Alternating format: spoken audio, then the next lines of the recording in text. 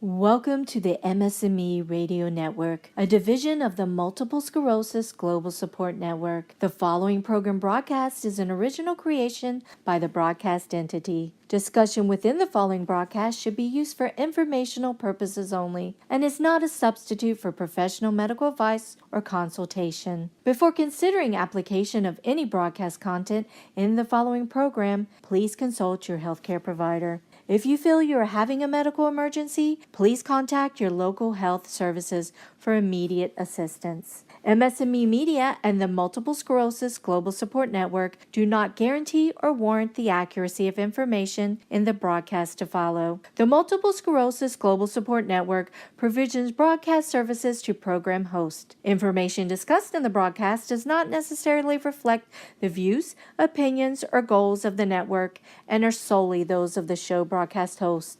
Should you wish to host a broadcast, please visit our website at msmemedia.com and submit a request to become a program host. We thank you for listening to the MS&Me Radio Network. Enjoy the show.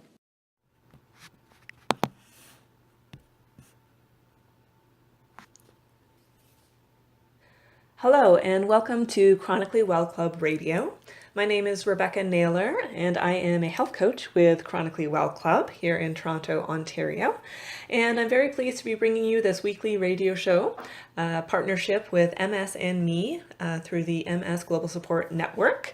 And I have had MS myself for 20 years and have been in remission with a lot of self-reflection and a lot of experimentation and a lot of work that turned out to be very positive, that taught me how to really discover my body's innate power to heal and just really be in control of my own life and my own wellness.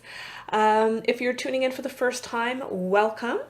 If you have not caught my first few episodes, you can find them either on YouTube or eventually you'll be able to find them in the archives at the MS&Me radio page.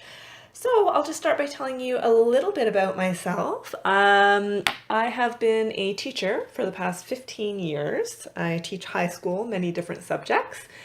And really, as this is my 20-year anniversary being in remission, I decided to create Chronically Well Club to expand and become an educator specifically for the MS community.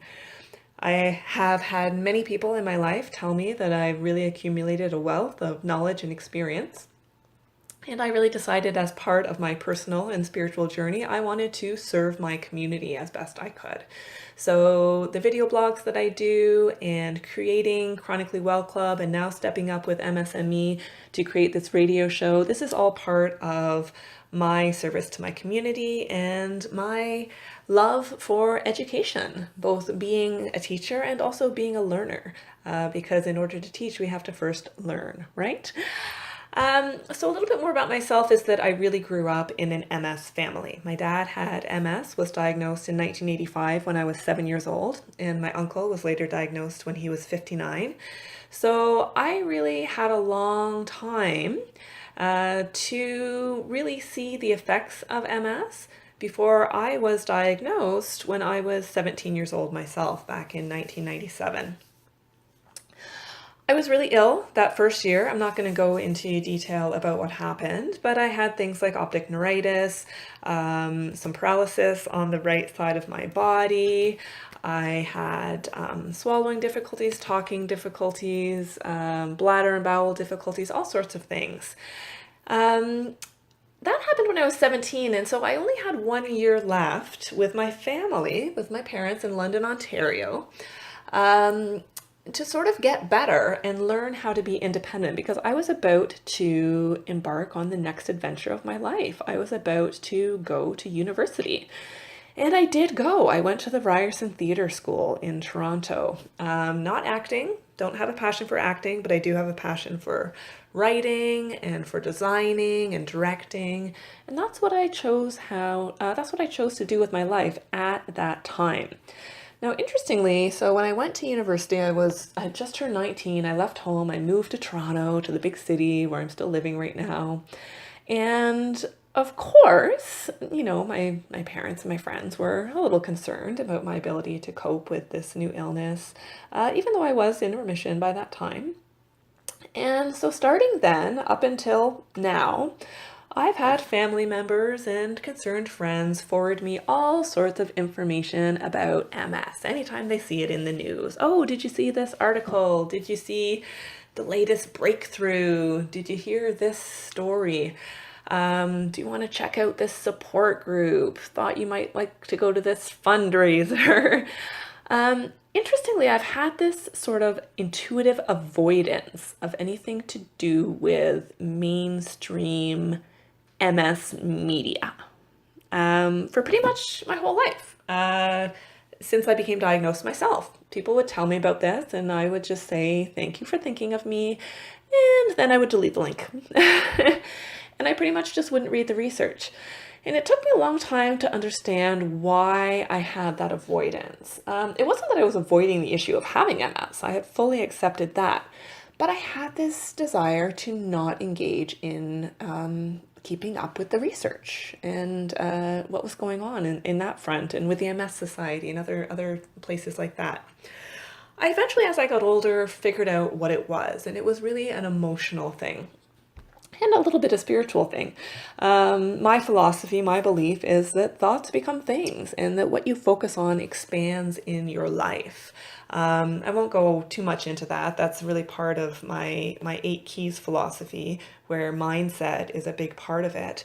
But I just felt intuitively that if I was to spend a lot of time engaging with that kind of research, it was just going to be the wrong information for me. It wasn't where I wanted to direct my thoughts, and it wasn't where I wanted to focus, because if you start paying attention, you'll notice that all of the quote unquote research breakthroughs and new insights that get reported in the news are all about drugs or surgery. So I'll say that again, all of the breakthroughs, all of the progress, the so-called progress, all of the so-called hope that gets reported in mainstream newspapers, it's either here's a drug that's promising, here's a new trial of a drug that's promising, or here's a new surgical procedure that is promising. I think that for me, that wasn't where I wanted to put my focus. I felt that there must be another way. I do not hate drugs, and I do not hate surgery, and I do not hate doctors. I think they all have their place. My issue, if you want to call it an issue, or my passion is for the fact that they should never be a first line of defense. They should never be a first action. It should be a last resort, right? When absolutely necessary. But there's so many things that you can do first. And so I decided to put my focus elsewhere. I decided to put my focus on other ways that I could figure out what caused this, what is continuing to trigger it, and how can I make sure that I don't get into this progression that they seem to, they being the mainstream media and the medical community, seem to imply is inevitable. I do not see MS at all as a progressive disease. I do not think it has to progress. I know it doesn't have to progress because my disease has regressed. Every time I have an MRI, I prove to the medical establishment that it is possible to not only not progress, but to have your brain heal itself. Okay, my lesions are disappearing. My lesions are shrinking. My brain is regenerating myelin, and I do not take any drugs for my MS. Now, I'm not telling you to stop taking your drug for MS. Let me be very, very clear about this. Whether or not to take a pharmaceutical is a personal choice, and I judge nobody. There was a time that I took drugs as well, for 10 years, in fact, as a temporary measure, until I learned how to control my illness through lifestyle and functional medicine. And only at that point did I make a very serious and well thought out choice to disengage from pharmaceuticals and take responsibility for my own health. So this is how I developed the Chronically Well Club 8 Keys protocol, which I'm currently writing a book about, and which I'm going to be talking about a lot in this program, and which I do talk about in many video blogs that I do quite often on the internet. I'll give you some more information at the end of the show on how you can access that stuff. So, quick review. You can hear more in episode 1 about my 8 keys, but the 8 keys I consider that you have completely within your control are diet, toxins, emotions, environment, movement, cognition, gut, and mindset. So all of those things are very, very important. Now, today, what we're going to be talking about specifically is emotions. Now, this is going to be, I should mention, part 1 of a 2-part exploration of emotions, specifically reviewing one resource. I'm going to devote 2 shows to this because this book is so powerful and this topic is so broad that there's absolutely no way I can finish this up in the 17 minutes I have left in this show. So I'm really just going to be beginning the process this week. And if you want to hear part 2, please tune in next week. So we're going to be talking about emotions. We're going to be talking about repression of emotions and expression of emotions.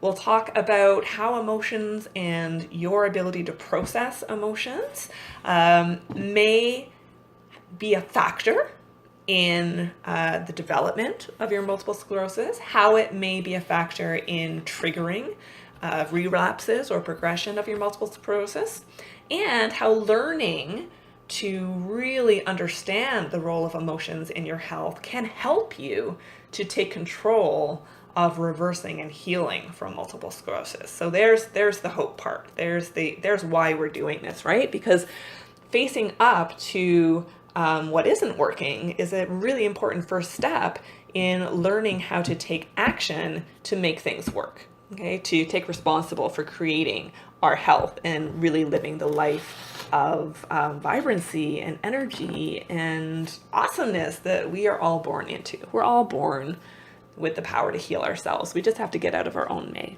Okay, so without any further ado, what is this magic book that I'm talking about? It is one of the most powerful books that I've ever read.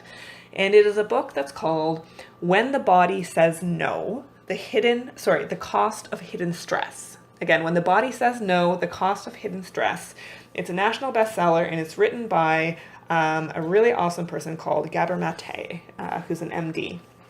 So this is a fantastic book, and what I've done is when I read this book, I read all of my nonfiction books with a pen in hand because I just underline, circle, star, arrow, notes in the margins, because I want to be able to use this as a reference. I want to use it as a resource. I want to look back and remember what were the things that really spoke to me and that are most powerful and that are going to help me and that I want to be able to review later. So each time I read a nonfiction book like this, it becomes a powerful resource for me. So I went back and started doing a review, and I got just like not even a third of the way through the book, and I already have about, I already got to 10 sticky notes of things that I want to share with you today. So that's when I decided this has to be a 2-part show. So first of all, there's a lot about this book that is very specific to multiple sclerosis. Okay, it is about the role of emotions in physical health overall, but it looks at a lot of case studies and a lot of studies that have been done on emotions and the role of emotions in developing various autoimmune conditions, even cancers and things like that. And so it's very, very relevant to us in the MS community. So I first want to talk about the fact that MS did not begin with your diagnosis, right? We probably had some kind of predisposition. There was some kind of trigger, be it emotional, physical, trauma. We'll get into that later.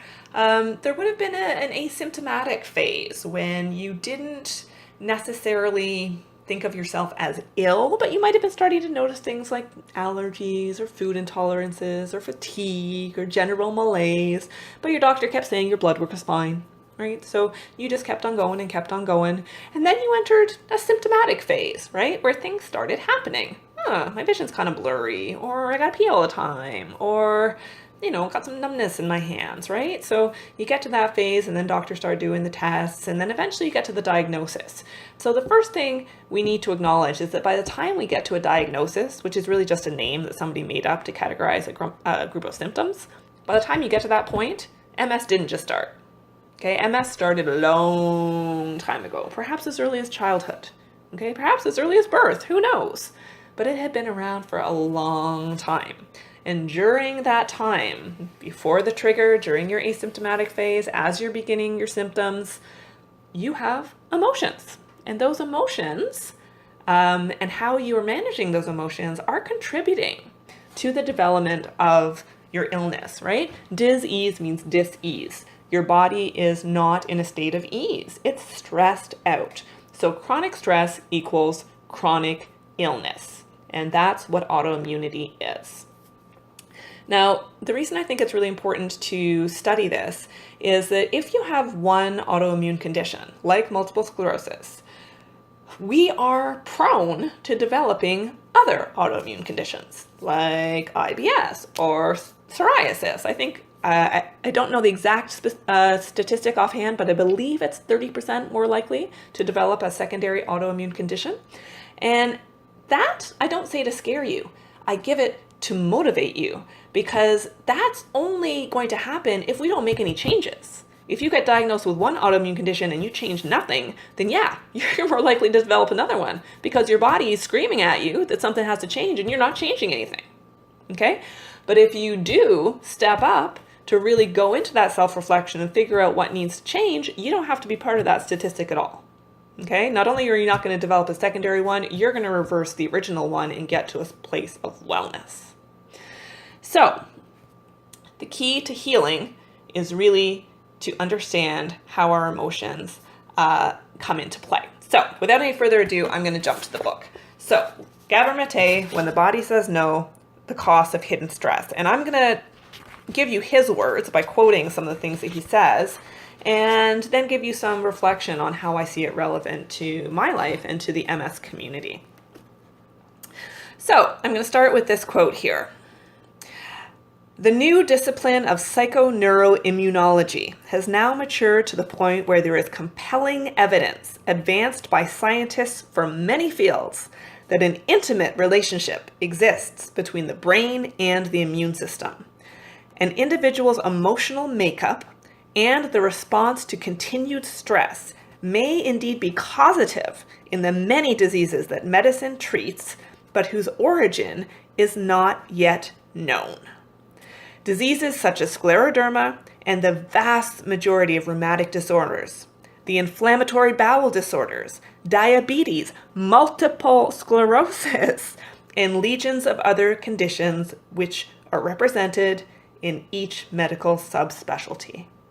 So what does that all mean? That's the end of the quote. And that's actually Gabor Mate quoting someone else, Noel B. Hirschfield, clinical professor of medicine at the University of Calgary. So what they're basically saying is that there is no doubt anymore. We know that our emotions play a large role in the development of physical illness. Okay, so that is no longer up for debate. Okay, so I just want to put that out there before we get started here. All right, so the next thing I want to tell you about is that innovative research is uncovering just how the links function all the way down to the cellular level. Okay, so when we have an emotional response, our cells are actually being altered. Okay, our cellular structure, excuse me. So how is stress transmuted into illness? This is again a quote from Gabor Mate. Stress is a complicated cascade of physical and biochemical responses to powerful emotional stimuli. Physiologically, emotions are themselves electrical, chemical, and hormonal discharges. Okay, so when we have emotions, we think about it as something sort of out there, right? It's an idea. It's not something in our physical bodies, but it really, really is. Okay, when we have an emotion, it physically manifests in our bodies. So he goes on later on that page to say, in important areas of their lives, almost none of my patients with serious disease have ever learned to say no. So this is the real overarching idea of this entire book, is that our bodies say no. That's what our intuition is. That's what a gut feeling is. That time, those times very often when we're like, oh, I knew I shouldn't have do that. I knew I should have seen it coming. I knew there was that red flag in hindsight, right? Hindsight is 2020. There are many times when our body says no, when our body says, what are you doing? Why are you acting this way? Things are not safe, emotionally safe, physically safe, psychologically safe, but we go ahead anyway. And the result of that is serious disease, okay? Because we haven't yet learned how to listen to our bodies and say no when we need to say no. So people who develop autoimmunity often have patterns of being people pleasers. Any of you out there people pleasers? I'm not going to say I am a people pleaser. I have a history of being a people pleaser, and I am making a huge effort to let that go, to completely let go of attachment to this idea that I'm a people pleaser, because I am learning how to set some boundaries, especially after reading this book. So another quote from Gabor Mate. So in many people, there seems to be an automatic denial of psychic or physical pain and of uncomfortable emotions like anger, sadness, and rejection. Okay, so people who have serious illnesses deny their pain. They deny uncomfortable emotions. They do not acknowledge anger. They repress sadness. They do not acknowledge rejection. This feels very true for me. Very true for me. I know that especially at this point in my life, or up until very recently, I should say, I definitely have a pattern. I have a pattern where I think I've actually learned how to fear anger, so that when I'm in a situation of conflict, even if I'm not part of the conflict, even if I'm just a witness to the conflict and I'm in the same room, in the same environment, or I just hear about it, I have this immediate need to find a way to soothe the emotions, find a way to calm the situation, or find a way to remove myself from the situation.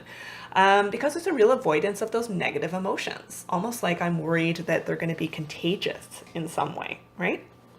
So again, that's something he talks about as a very strong, almost a psychological profile of people who develop these serious illnesses. Okay, so let's move on to the next area that I have highlighted here. So, okay, so here are a few things. Oh, yeah, so going back to 1868, this is interesting. The idea that psychological stress increases the risk for multiple sclerosis is not new. So here's a specific reference to MS. The French neurologist Jean-Martin Charcot, I'm not sure about the pronunciation there, was the first to give a full clinical description of multiple sclerosis. Patients, he reported in a lecture in 1868, connect long continued grief or vexation with the onset of symptoms. Okay, very interesting. Many studies, this is later on the page, many students, of this disease have voiced the clinical impression that emotional stress may be somehow indicated in the genesis of MS. And that's a research article from 1970. Saying that excessive emotional involvement with a parent, or a lack of psychological independence, or an overwhelming need for love or an affection, or the inability to feel and express anger. These things have long been identified by medical observers as possible factors in the natural development of the disease. And a study in 1958 found that nearly 90% of cases, and again, we're talking about MS here, before the onset of symptoms, patients experienced traumatic life events that had threatened their security system.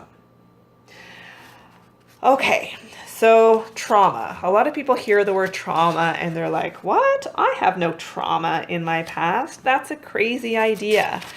Because conditions like, for example, PTSD, right? Post-traumatic stress disorder. We're hearing about that in the media a lot these days. And those are often referring to very, very serious traumatic events, like living through a war or a near-death experience, or somebody experiencing rape, or a violent theft or kidnapping or something, we think about those as traumas. But there are many, many different kinds of trauma. And trauma is also not just a single incident. Trauma can be experienced over a long period of time, chronic, low-level traumatic experience. Mate goes on later in the book to talk about researchers at the National Institute of Health in the US and how they described it as a threat, real or perceived, okay, that tends to disturb homeostasis. So homeostasis is our happy place, okay? So sometimes the threat is real, like a bomb is about to be dropped on us. And sometimes the threat is perceived, meaning we think we're in danger, but really we're not, okay? That's an emotional or a perceived threat. So the research literature has identified, this is again from Mate's book, 3 factors that universally lead to stress. And I'm going to finish today's episode on this note so you can contemplate how this may have played out or be playing out in your life. So 3 factors that universally lead to stress. Number 1, uncertainty. Number 2, the lack of information. And number 3, the loss of control. And Gabor points out all 3 of these are present in the lives of individuals with chronic illness. All right, so I'm going to pause there for today. And again, this is just part 1 of what is going to be at least 2 episodes, exploring this idea of emotions with multiple sclerosis. So if you have enjoyed this episode and you'd like to find out more about me, Rebecca Naylor, health coach with Chronically Well Club, then I would invite you to engage with me online. So you can find me on Facebook, Instagram, and YouTube by searching for Chronically Well Club. That's my handle. You can also go to my main website, www.chronicallywell.club. You can find out more about my individual health coaching. So I do work with people with MS all around the world, virtually or in person, helping coach them on healing from multiple sclerosis. Locally, I also do home health audits. I do speaking engagements and am currently writing a book as well. So if you have any questions or comments about today's episode, I would really love to hear from you. So my email address is Rebecca, that's REBECCA, at chronicallywell.club. And again, don't be hesitant to reach out. Please feel free. If you want to have a dialogue about this, if you have a question, if you have a comment, if you agree or disagree, feel free to disagree. I'm really, really interested in engaging with you, my MS community, and I'm really, really committed to serving as best as I am able to. So until next week, when we explore emotions and Gabor Mate's book in more depth, I hope you create an amazing day, everyone. And from Rebecca Naylor with Chronically Well Club, do be well.